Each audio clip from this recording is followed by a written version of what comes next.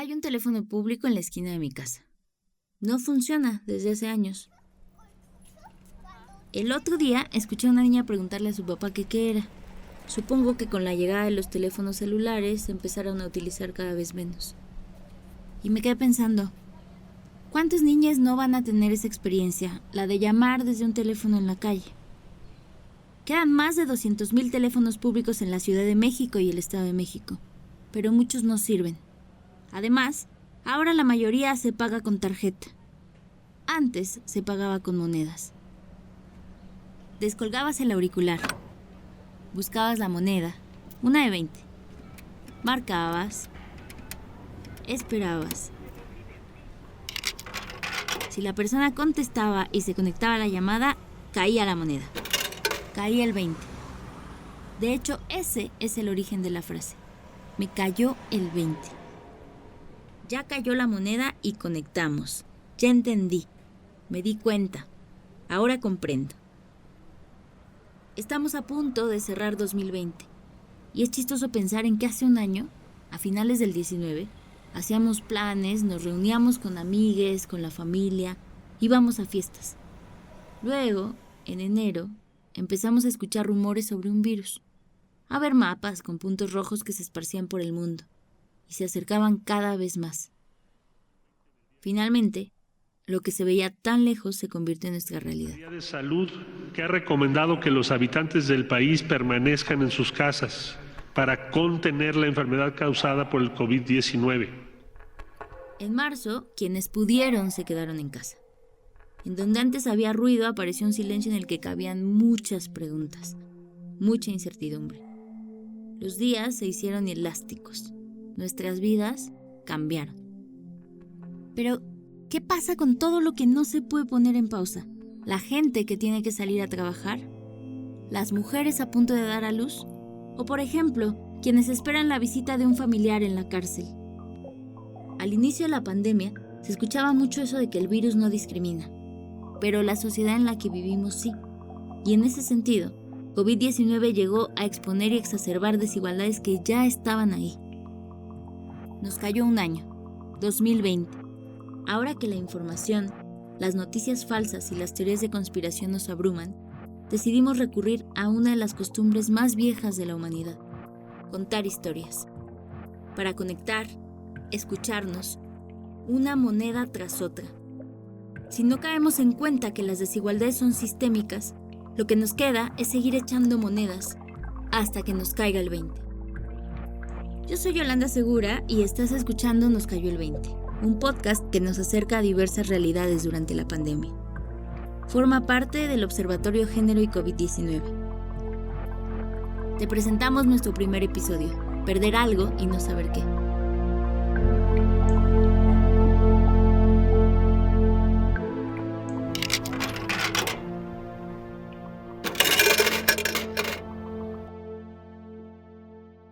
¿Alguna vez has esperado noticias de alguien?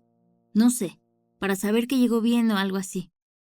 Hay un momento en que esperar se convierte en preocupación. ¿Conoces esa sensación? Entra lentamente. ¿Estará bien? ¿Pasó algo? La preocupación crece y crece con el paso del tiempo sin noticias, hasta que no puedes pensar en otra cosa. Fue su cumpleaños, creo que fue su cumpleaños el martes. Estuvo aquí en la casa, le compramos un pastel y comimos pastel y todo. Y al día siguiente se salió y ya no volvió. Esa es la voz de Alicia. Tiene 43 años, es animadora gráfica y vive en el Estado de México. Cuenta cómo una noche en 2017, su hija Iris, de 24 años, no llegó a casa. Para su privacidad, los nombres de ambas fueron cambiados en este episodio. Cuando se escucha, es cuando se menciona el nombre verdadero de Iris. Ya iba sobre la tercera noche. Resulta que habló y dijo que estaba en el Ministerio Público. Iris fue detenida en 2017 por supuesto robo con violencia. Pero esta historia empieza mucho antes. Sí, yo fui mamá soltera a los 16 años. Bueno, ella nació cuando yo tenía 16 años. Pues no, realmente no fue algo que yo deseara mucho el ser mamá a esa edad. No fue una decisión que yo tomara, simplemente sucedió. Entonces por esa misma razón como que fui muy desapegada con ella. No, pues yo estaba viviendo mi vida de adolescente, la realidad. Iris nació en 1993 y Alicia, siendo mamá adolescente, seguía viviendo con sus papás. Mientras ella terminaba de estudiar, ellos la ayudaron a criar a la niña. Era una niña muy obediente y era muy Hay algo que la caracteriza a ella, es que tiene muy buen corazón. Cuando tendría yo creo que como 17 años más o menos, nos fuimos a vivir allá por Portales, pero pues resulta que yo me iba todo el día a trabajar y entonces se quedaba sola en la casa todo el tiempo. Empezó a entrar en el tema de las drogas también. No sé, como que estábamos completamente pues divididas, ¿no? O sea, sí vivíamos juntas, pero en realidad saben que yo también tenía como muchos problemas de alcoholismo. Me la pasaba en el... Los meses pasaron y una noche Alicia salió de la casa. Eran como las 11 de la noche, una cosa así. Yo andaba con mis copas encima. Y cuando regresé a mi casa me estaba esperando mi hermano en la entrada del departamento. Y me dice, es que trató de suicidarse. Se aventó de la azotea del edificio y está en el hospital de urgencias.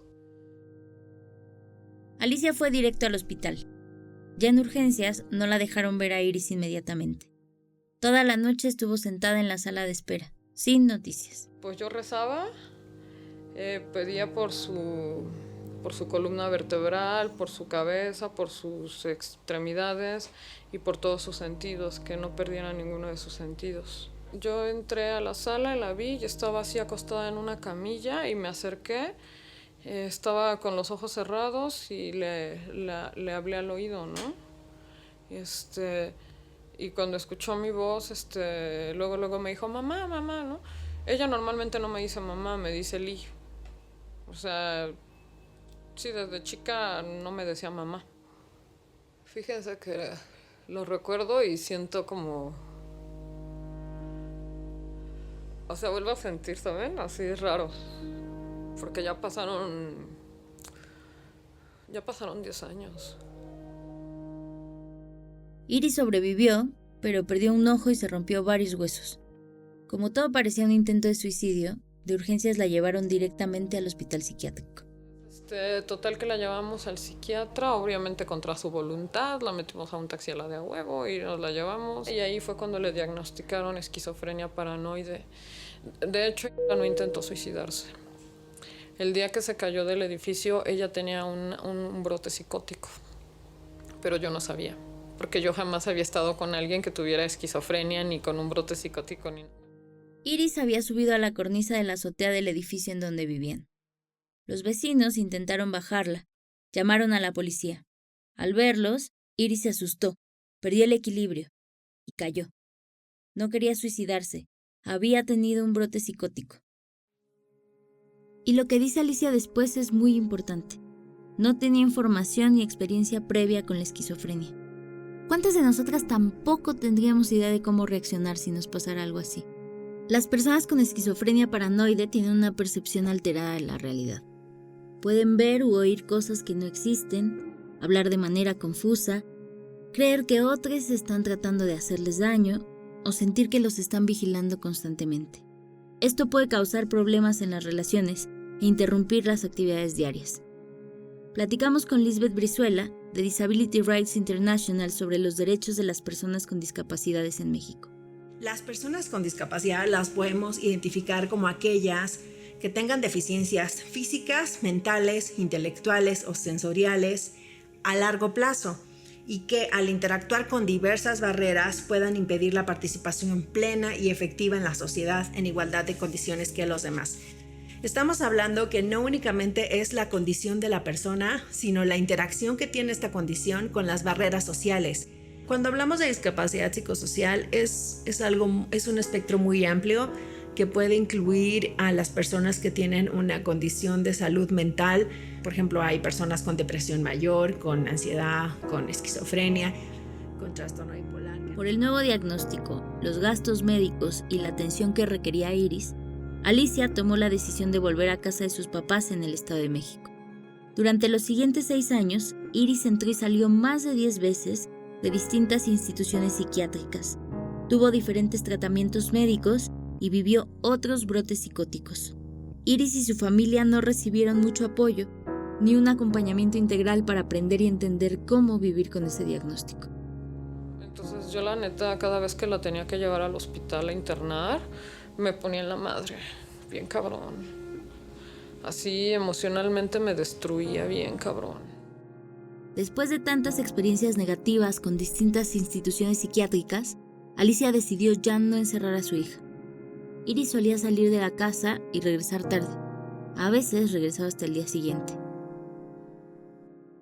En realidad, todos estamos a la vuelta de una discapacidad física o psicosocial. De hecho, el 10% de la población vive con una discapacidad. Entonces, ¿por qué tanto rechazo? ¿Cuántas personas lidian con alguna discapacidad y no reciben apoyo? ¿Por qué seguimos separando la salud física de la salud mental? ¿Cómo sería vivir en un mundo donde las personas con discapacidad no enfrentaran tantas barreras y estigmas, sino que pudieran integrarse plenamente a la comunidad o recibir acompañamiento?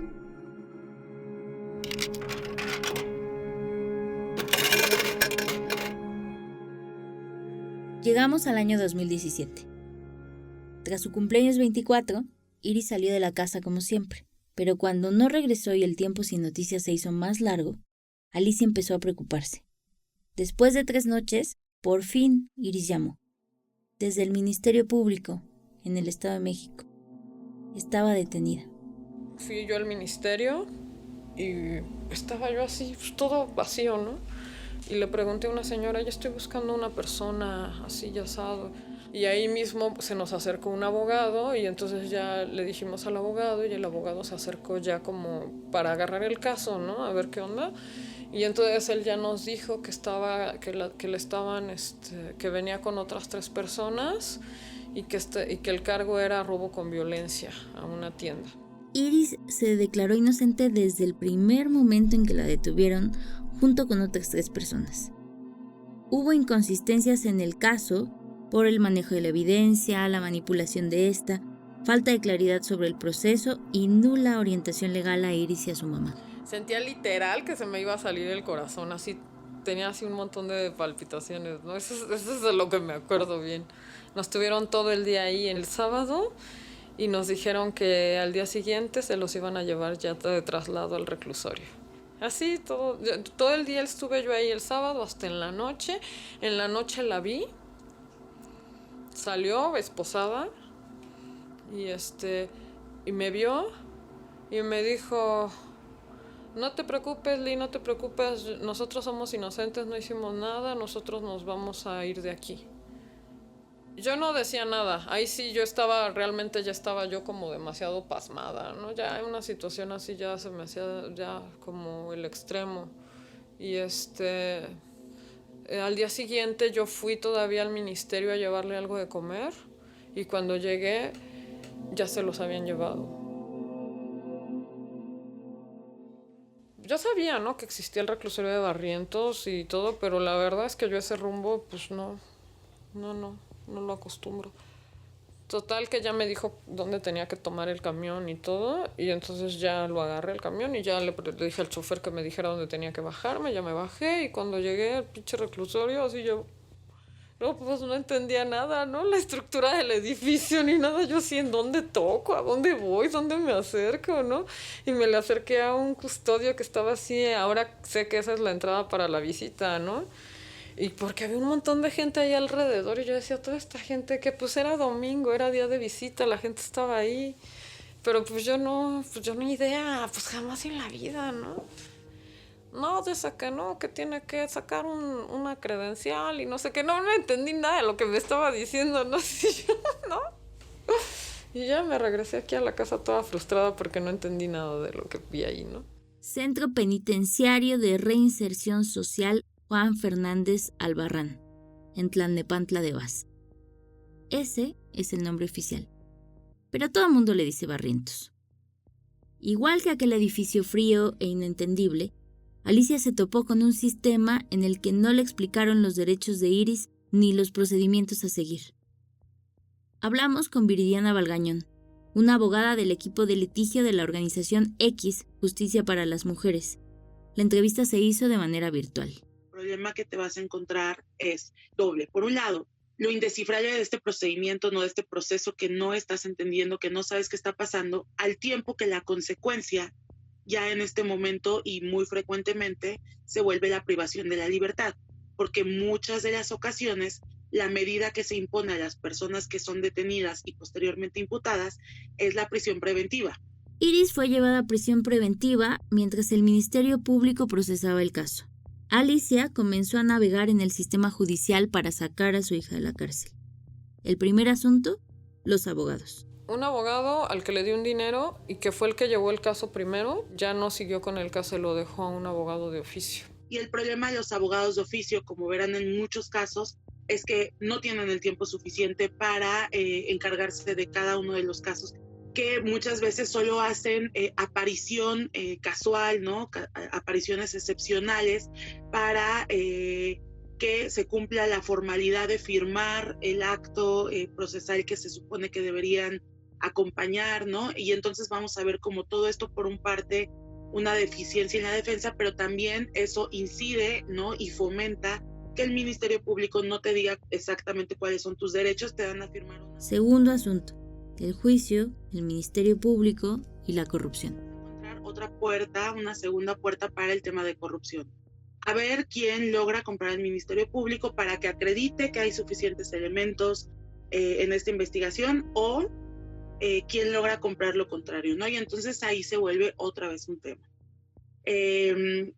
Eso además de todos los actos que pueden venir acompañados con hechos de discriminación, de violencia institucional, de desacreditamiento de los dichos, ¿no? De todo el tiempo como una violencia hacia las víctimas, porque nada que me pidas es válido, pero hacia los imputados porque eres culpable de lo que te están acusando, ¿no? Que eso es una cosa muy extraña porque al mismo tiempo que hay fiscalías que se empeñan en no investigar adecuadamente los delitos, siguen tratando a las personas detenidas como si hubieran cometido el delito, ¿no? Entonces es una contradicción muy rara.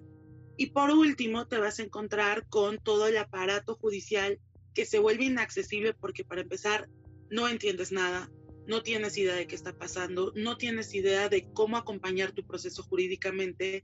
Incluso si tienes un abogado, no tienes idea de cómo fiscalizarlo, porque no tienes idea de qué debería pasar en ese momento. Ok, recapitulemos.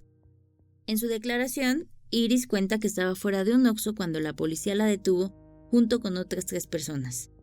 Les apuntaron con una pistola, los subieron a la patrulla y los llevaron al Ministerio Público. Ya después, Alicia nos contó que durante el juicio estaba fuera del juzgado, esperando dar su declaración, cuando llegó el empleado del Oxxo que acusaba a Iris y a las otras 3 personas del supuesto robo con violencia. Cuando hubo una audiencia en la que a mí me tocó ser testigo, entonces yo no podía estar adentro de la audiencia, yo tenía que estar afuera con todos los que iban a declarar. Entonces estaba yo sentada y vi claramente cómo llegó este fulano, ya lo había yo ubicado, y estaban los tiras afuera, y así no les miento, ¿qué onda, brother? Así. Yo dije, no mames, estos güeyes se conocen. Y estaban ya superpuestos de acuerdo, se pusieron a comentar lo que iban a decir y todo. Entonces declaran culpable a Iris junto con las otras 3 personas. Alicia, por supuesto, no se rinde ahí, así que decide intentar sacar un amparo.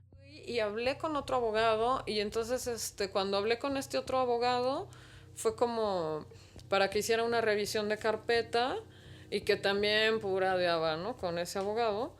Pero ahí lo que sucedió, digamos, el plot point que pasó con este señor fue que este abogado me citó en la en la Biblioteca Central en CU. Entonces, cuando me dio ahí su veredicto, digamos, tu hija, pues a ella sí se le puede ayudar, pero pues creo que el amparo ya no se puede. Y entonces cuando salí de hablar con él, pues me sentía así toda... pues de la fregada, ¿no? Así como que no, lo veía todo oscuro, ¿no? Así de no, y ahora como que sientes que se te empiezan a cerrar las puertas. Pero gracias a cosas que él me dijo, o sea, este último abogado que me hizo revisión de carpeta, sí me enseñó cómo leer los expedientes. Me explicó, porque yo llevé el expediente impreso y me dijo, mira, aquí viene la sentencia, aquí viene tal, esto significa tal, esto significa tal, esto tal, ni uno me lo había explicado. Ya, con eso... Ya tuve yo para llegar, me metí a internet y mira, y empecé a investigar algunas palabras, sí, como palabras clave para ver si sí, me metí a la ley de amparo, a buscar la ley de amparo y todo. Encontré un libro que es toda la revisión de la ley de amparos, de no sé qué, y así era, así la revisión, así casi párrafo por párrafo, así un pinche librote, ¿no? Y yo dije, pues yo creo que este libro me puede servir, pero lo vi, yo dije, ay no, pues es que no sé ni por dónde, ni qué le voy a leer al libro, ¿no? Pero tuve como la epifanía de checar el autor del libro. Entonces me metí a buscar información de ese abogado. Y resultó que él daba cátedras en la UNAM, en la Facultad de Derecho. Con solo el nombre del autor del libro, un día Alicia fue a buscarlo a la UNAM. Se paró afuera de su salón de clases y esperó hasta que terminara para poder hablar con él. Porque todos los otros abogados fueron recomendados. Yo no los busqué. Y este que yo busqué es el chido. Total que no fue él el que agarró el caso se lo dio a su hijo, que acababa de desempacarse de la licenciatura, estaba justamente sacando su cédula y ellos ya metieron el amparo, lo hicieron de inmediato, nada que ver. O sea, yo les conté el caso, les di el expediente, les di los videos y todo eso que les digo, el expediente y los videos los fui a sacar yo. No lo sacó otro abogado por mí ni nada. O sea, yo tuve que ir a los juzgados y aprendí cómo pedir videos y todo ese rollo. Supe, ¿no? Que como familiar tienes derecho, ¿no? A pedir ese material, ¿no? A tenerlo. Con él sí firmamos un contrato de va a ser tanta lana y en pagos de tanto y el amparo yo me tardo en redactarlo 3 meses. En el contrato él lo puso. En 3 meses me tardo en redactarte el amparo y tienen ahí una cláusula en su contrato en la que dice si tú me ofreces dinero para que yo haga un intento de corrupción, o sea, de ir a ofrecer lana, en ese mismo momento se anula nuestro contrato. Es así, así viene la cláusula. Revisó las audiencias de... Me dijo, evidentemente tu hija es inocente. Y yo le dije, es que nos estaban diciendo esta opción de que se declarara culpable. Y nos dice, qué bueno que no lo hicieron, dice. Como no lo hicieron, nosotros podemos pelear por su libertad, por su absolución. Si se hubiera declarado culpable, ya no tenemos nada que hacer más que buscar beneficios. Me explicaron todo, así de se tiene que revisar cadena de custodia, se tiene que revisar las pruebas de los objetos que se les están adjudicando, se tiene que revisar el entrenamiento, la capacitación de los que lo detuvieron, la forma en que los trataron los jueces, o sea, una cantidad de cosas que yo, mira, ni por aquí, y le digo, ay, neto, ¿eso a poco también? Sí, también con eso. Afortunadamente le estaban adjudicando un desarmador. Afortunadamente a ese desarmador sí se le hizo peritaje y salió sin huellas digitales de ella. Me explicaron cómo se trabaja un amparo. Ponen varios argumentos, haz de cuenta, voy a poner un argumento en el que mi primer argumento es este desarmador no tiene las huellas digitales de esta persona. ¿Cómo es posible que tú estés diciendo que ella amagó a este otro si no están las huellas digitales? A ver, explícamelo. Otro argumento es la cadena de custodia. ¿Dónde están los objetos que tú le estás adjudicando que ella se robó? ¿Por qué tú los agarraste? Tú policía, o sea, tú que hiciste la detención, no tenías por qué haberlos tocado. Tú tenías que haber sacado una fotografía y haberme mostrado tal y tal, y no, sin embargo, los estabas manipulando tú. Tú, señorita, no tienes la capacitación suficiente para hacer una detención. ¿Por qué estás haciendo detenciones si ni siquiera tienes la capacitación? Porque sí se les pregunta en el juicio. Y ella dijo que no lo tenía, pero uno que no sabe. Todo el caso de Iris me hace pensar en cuántas otras madres y familiares de detenidos, ante un sistema que favorece la corrupción y que no facilita de ninguna manera sus derechos, se convierten en detectives, investigadoras, abogadas, activistas. ¿Cuántas madres, familiares o personas privadas de la libertad no tienen los recursos para ahondar en esta investigación? ¿Cuántas no logran ni siquiera descifrar qué es un amparo o, no sé, siguen lo que un abogado les dice sin poder fiscalizar el proceso? ¿Cuántas acusadas se declaran culpables para que les den la mínima en vez de pelear por su inocencia? ¿O cuántas simplemente se quedan congeladas ante todas las dificultades que impone el Estado?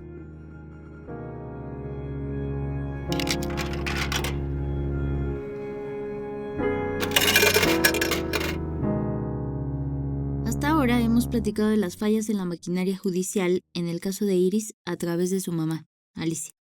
Consideramos importante contar con la voz de alguien que conozca de primera mano los reclusorios y el sistema penitenciario. No fue posible contar con la participación de Iris para este episodio. Hablamos con Betty Maldonado, activista por los derechos de las mujeres privadas de la libertad. Forma parte de la colectiva Mujeres Unidas por la Libertad. Somos un grupo de mujeres que estuvimos en prisión. Y estuve 6 años, 7 meses por el delito de daños contra la salud. Mi esposo en ese tiempo se envenenó, era adicto a la cocaína, la comúnmente llamada piedra. Entonces, él con su adicción tan fuerte empezó a hacerse de deudas. En el 2009, ese año, llegó un grupo delictivo a mi casa. Le pusieron una pistola, un arma de fuego a mi nieta de 3 años entonces, diciendo que mi esposo debía dinero de su adicción. Todos quedamos en shock y yo dije, pues yo lo pago, ¿no? Cuando me dijeron la cantidad, yo me quería morir. Porque eran 300,000 pesos y querían su dinero en ese día. Ya. Hasta la fecha no sé si fue una mala decisión o fue la mejor. De irme a emplear yo. Yo fui la que me fui a emplear con ese señor. Y yo le fui a decir que yo le pagaba todo lo que le debía a mi esposo, pero que dejara en paz a mi familia. Que no le hiciera daño. Ahí fue donde yo empecé a vender droga. Como a finales de septiembre empecé a vender y el 2 de marzo del 2010 a mí me detuvieron. En 2010, Betty fue ingresada al Centro Femenil de Readaptación Social Santa Marta Catitla, en Iztapalapa, en la Ciudad de México. Pero en 2011 la trasladaron a las Islas Marías, donde estuvo 1 año. Las Islas Marías son un grupo de islas en el Océano Pacífico, a 112 kilómetros de las costas de Nayarit. Hasta 2019, fueron sede de la Colonia Penal Federal Islas Marías. Parece que tenemos una imagen ya muy fija de las personas que están en la cárcel. Los medios nos informan sobre los delitos, pero casi nunca sabemos ni sus condiciones ni sus motivos, quiénes eran, qué estaban pensando. Estas historias nos enseñan caras distintas de la moneda. Todos los que teníamos casos federales fuimos trasladados allá. Fue un infierno. La seguridad federal es lo peor y lo más aberrante que yo pude haber vivido con ellas. Porque ellas nos sobajaban, ellas nos decían que éramos criminales, que éramos delincuentes y que no teníamos ni derecho ni de respirar. Que la piedra de ese lugar valía mucho más que la vida de nosotros porque éramos unos delincuentes narcotraficantes. Me castigaban cada rato. No teníamos nombre, teníamos un número. Mi número era 37057. La sociedad también es muy cruel porque también dicen que si nosotros cometimos delito que lo paguemos, ¿no? Y lo pagamos demasiado caro. Pero también te voy a decir una cosa. Dentro de prisión, nosotros somos las que solventamos nuestros gastos. Yo trabajaba en la cocina.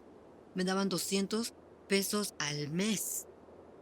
Y yo le daba de comer a mis compañeras desayuno, comida y cena.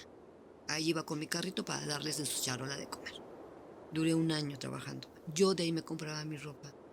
Porque es azul marino. No nos dan ropa, no nos dan calzado, no nos dan nada. Entonces, muchas, si no tienen empleo, porque pues no hay empleo. Yo porque tuve suerte, pero no hay empleo. Entonces, yo me compraba mis cosas y entonces la sociedad dice que nos mantiene. No, nos mantienen encerrados, pero no nos mantienen nada. Yo me la pasaba levantando la mirada al cielo y pidiéndole a Dios que me diera una oportunidad, que me dejara salir de ese lugar. Entonces, ya estando allá, pues teníamos correo para mandarle a nuestras familias las cartas para que ellas se dieran cuenta cómo estábamos nosotras. No les escribíamos, pero al igual yo también les escribía a Derechos Humanos. Les pedía auxilio. Y llegó una comitiva. Yo le empecé a decir a la comitiva de Derechos Humanos cómo estábamos viviendo ahí. Que se nos estaban violando nuestros derechos humanos. No servicio médico, no alimento, no medicamentos, no atención, ¿no? De ninguna. de ninguna. Nos aventaron como si fuéramos ahí platos y que se quedaran ahí hasta que alguien los lavara, ¿no? Cuando se fue, antes de que se fuera, yo le dije, yo sé que voy a ser castigada. Me van a meter a un cuarto donde le dicen la borracha. Le dicen la borracha porque nosotros en ese tiempo, bueno, ahí en las Islas Marías, los grados eran de 45 a 50 grados. Y le dicen borracha porque era un cuarto donde nos metían.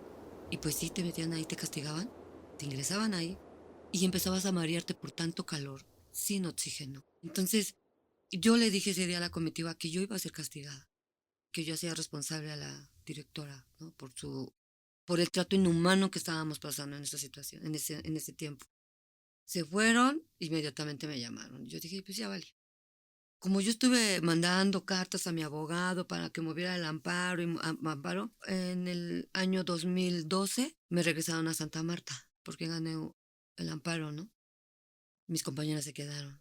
Para mí fue también muy doloroso dejarlas, porque siempre fui una persona, te lo digo que fui porque fíjate que ya no tengo lo que yo tenía en ese momento. En ese momento todo el mundo, yo las hacía reír. Me gustaba cantarles, decirles chistes y que se aguantaran, ¿no? Así como nosotros andábamos de canijillas, que nos aguantáramos, ¿no? Cuando llegué a Santa Marta, llegué diferente. Antes me gustaba reír de todo, ahora ya no. Y eso es por la misma situación de que también uno pierde. Yo perdí algo y no sé qué perdí. Tras cumplir su sentencia de 6 años, 7 meses, Betty salió libre de Santa Marta. Al salir yo, entonces fue cuando yo empecé a pensar y yo dije, ellas necesitan ayuda, que alguien las vea, que alguien las apoye. Cuando tú sales de prisión, sales con un miedo terrible, horrible. Es horrible vivir. Te sientes desprotegida. Te sientes como si acabaras de salir de un cascarón, que no tengas a nadie a tu lado que te proteja.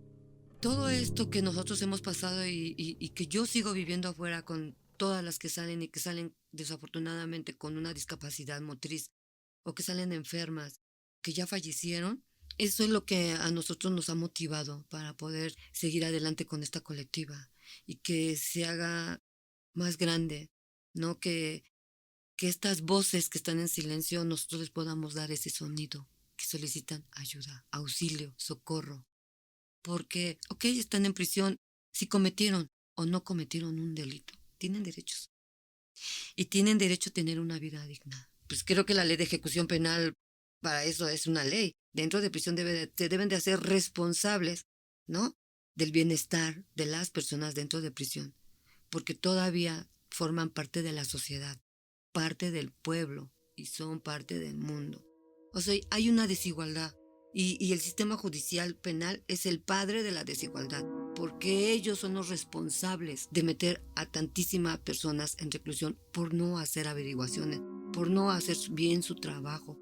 Lo único que quieren nada más es decir, yo hago mi trabajo, meto a la cárcel. La mayoría de las mujeres que están en prisión nos hemos organizado para poder ayudar a nuestras compañeras dentro y fuera de prisión.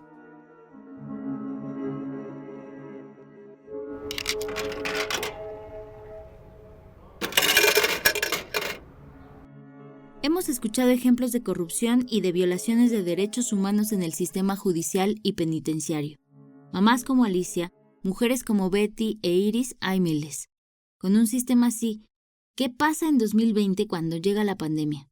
¿Cómo se afectan los procesos judiciales y las condiciones adentro de los reclusorios?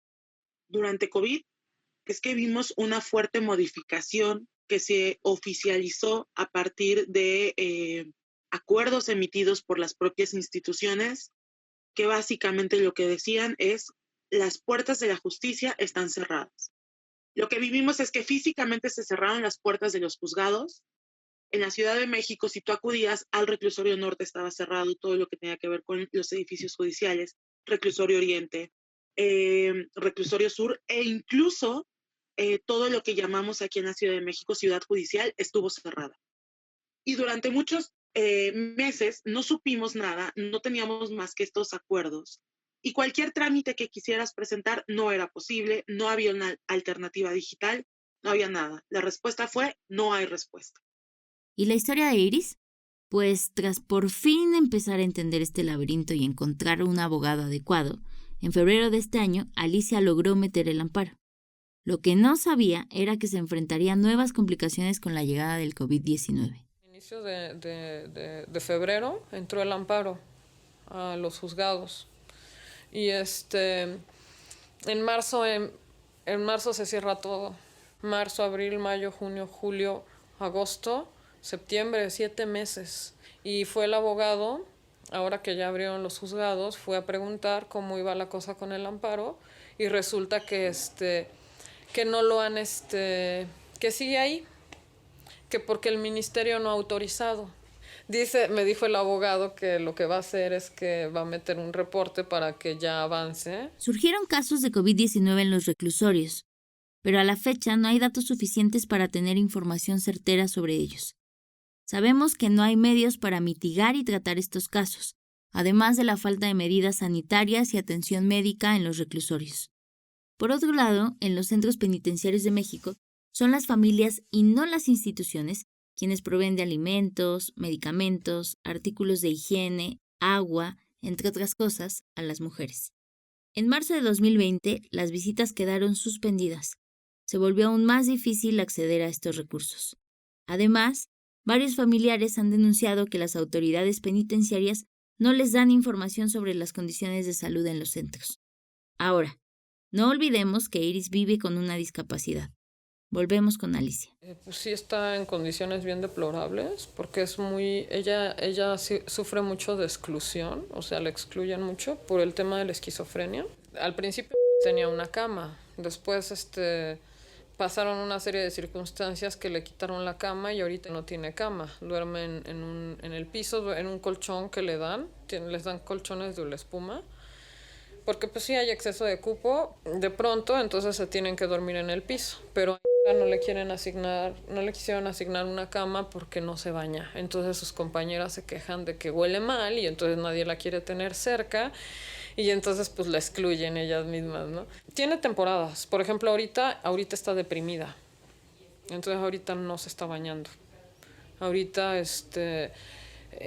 tiene una actitud en la que no se ve, como que de manera evidente no se ve triste, pero de pronto dice, creo que ya voy a dejar de existir. Ahorita ella no tiene medicación.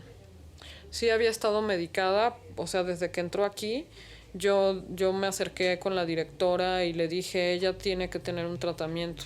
Y cuando no le daban tratamiento, si uno de los abogados sí me sirvió de algo, me enseñó que con amparos puedo hacer todo lo que yo quiera, ¿no? Entonces yo creo que ya la directora me alucinaba porque yo le metía amparos por todo, ¿no? Así de que no llevaban al doctor ahí y entonces le metía un amparo, ¿no? Y estamos hablando aquí de un gran problema que ha atravesado las cárceles. Como la cárcel es una cosa que se entiende como castigo, que importa quién esté, cómo esté y dónde esté, ¿no? Entonces tenemos problemas, por un lado, con personas que viven con alguna discapacidad. Pues el problema es que los centros no están adecuados para recibirlas, pero tampoco tenemos centros especiales para atenderlas. En algún momento, Alicia tuvo la opción de sacar a su hija de la cárcel con un beneficio por su discapacidad. Se enfrentó a decidir entre la libertad condicional de su hija al aceptar la culpa o la pelea incierta y difícil por su inocencia absoluta. Entonces yo fui con los abogados y les dije, es que le están queriendo otorgar un beneficio para sacarla por el tema de la esquizofrenia y no sé qué y no sé qué. Entonces, ¿cómo ven ustedes? Y me dice, mira, es que esos beneficios son una instancia diferente. O sea, una cosa es el amparo es con una instancia que es con el tribunal colegiado y ya va con la Suprema Corte de Justicia, y los beneficios son por parte del Estado. Son dos instancias diferentes, no tienen nada que ver. Entonces, o haces una o haces otra. No se pueden hacer las dos. Y entonces le dije, bueno, pero por ejemplo en el caso del beneficio dice, sí, es que para ese beneficio tendría que declararse culpable y entonces ya se le da el beneficio de que puede pasar el resto de su sentencia en su casa, ya con las restricciones que se le pongan. Y entonces yo le digo, entonces ahí fue cuando me super cayó el 20, en ese momento no fue 20, fue centenario, ¿no? Que le dije al abogado, a ver, entonces tú me estás diciendo que yo para tener acceso a esos beneficios me tengo que declarar culpable. Es correcto. Le digo, o sea, ¿qué pinche Estado me está dando arroz con popote? Le digo, porque pinche Estado se está viendo como, en primer lugar, me mete al bote sin que yo haya hecho nada. Y luego, para darme el beneficio de salir, yo me tengo que declarar culpable. O sea, y me dijeron, con el amparo, nosotros estamos peleando porque ella salga absuelta. O sea, no es así es que salga absuelta. Y le digo, tú dime, si con que haya una sola posibilidad, así, aunque sea de este tamaño, de que ella puede salir absuelta, ¿la hay? Sí. Entonces vamos por ella. Y la neta, ahorita pues yo digo, no mames, por tomar esa decisión ella sigue ahí. Ay, es cuando me siento así como de la chingada, ¿no? Porque digo, híjoles, por mis... No sé si es que no sé si sea nada más que vean el nivel de los ideales, pero no son solo los ideales, es que no es justo. No es justo. ¿Y por qué todos tenemos que bajar la cabeza y decir que sí somos culpables? O sea, estar aceptando limosnas. Yo creo que es hasta una obligación civil. El difícil camino que han vivido Iris, junto con su mamá Alicia, y por otro lado, Betty y su familia, ha sido recorrido por muchas otras mujeres antes. ¿Cómo comenzamos a buscar nuevos caminos para pensar la justicia y asegurar los derechos humanos dentro y fuera de los reclusorios? ¿Cómo ir de un modelo de criminalización hacia otras posibilidades de justicia? Viridiana, Alicia y Betty reflexionan sobre alternativas a este sistema. Es un sueño de verdad que comience a apuntar este tipo de visiones no criminalizantes, no punitivistas, pero sobre todo que también empiecen a apuntar hacia una reconstrucción del tejido social. Es decir, cómo dejamos de enviar todas aquellas problemáticas generadas por el mismo Estado a un rincón donde la sociedad no solo no las ve, sino que las estigmatiza, sino que cree que se merecen este castigo, y cómo comenzamos a generar narrativas en los que la sociedad se hace cargo de toda la violencia que atraviesa este tipo de delitos que son cometidos, ¿no? La violencia estructural, cómo comenzamos a hacernos cargo, y eso es una reflexión que están haciendo en muchos estados ya varias comunidades indígenas, cómo nos hacemos cargo de la comisión del delito desde una perspectiva de reconstrucción del tejido social, pero también de reintegración, ¿no? De reintegración del sujeto que delinquió a este grupo social, porque no hay de otra. Un día va a salir de la cárcel o no va a pasar por la cárcel y va a terminar integrándose nuevamente a nuestra sociedad. ¿Cómo hacemos que eso sea amable y no siga siendo una cadena o un ciclo infinito de violencia? Creo que pasa por todas estas discusiones. Fíjense que me hace mucho sentido esta onda de que decía que yo ya no era libre. Y veo a mi hija y digo, ella es la que no es libre. Y así de, ándale, o sea, la vida te lo da. Así de, sí, pues tómala. Es que en realidad creo que yo he construido mi relación con en la cárcel. Yo decidí tener un cambio de actitud hacia la vida. Pude empezar a sentarme y poder platicar con ella y ella empezar a tenerme confianza después de muchísimos pedos, así bien cabrones. Ahorita la verdad es que nuestra relación no tiene nada que ver con lo que era antes. Tenemos una relación, no había. Y en el momento en el que nuestra relación se ha ido modificando, dejó las drogas. Ahorita ya no se droga. Pero lo que realmente deseo es verla libre. O sea, verla afuera. Tiene que reformarse la ley para que haya entonces una alternativa, ¿no? Y que el último recurso sea la cárcel. Si son delitos menores, se pueden arreglar entre víctima y el supuesto culpable. Pueden llegar a que se les dé una fianza con un seguimiento, que hagan trabajo comunitario, vente a la delegación, vas a barrer, no sé. Tiene que haber un seguimiento y dejar ya de meter a tantas personas a prisión, y sobre todo los más vulnerables. Con la pandemia fue peor. Por ejemplo, con las mujeres no hay visita, ¿no? Porque la mayoría de las personas que van a ver a sus familiares mujeres son de la tercera edad. Si antes estaba mal para las compañeras que están ahorita integradas en Mujeres Unidas por la Libertad, porque no había trabajo o no tienen documentos para un empleo. Empezamos a ver cómo podíamos hacer otra cosa, pero reinserción social, el Instituto de Reinserción Social, nos acercamos, ya hicimos vínculo, ¿no? Y ahorita las está apoyando muchísimo. Cuando salimos mal. Muchas personas salen a tomar, a irse, o se hacen un desastre porque no tienen un acompañamiento. Pero si nosotros las acompañamos desde el principio, y lo hemos logrado. Igual y también en diciembre haré algo de comer para llevárselas. No sé, tengo pensado comprar como 1000 pollos rostizados y darle un pollo rostizado a cada quien. Somos un grupo, somos un equipo, somos compañeras y seguimos siendo hermanas caneras, ¿no? Esa es su palabra de ellas. Hay una expresión que me encanta mucho que dicen de prisión, que dice, hasta que se estrella el camión, ¿no? Juntas, no están solas.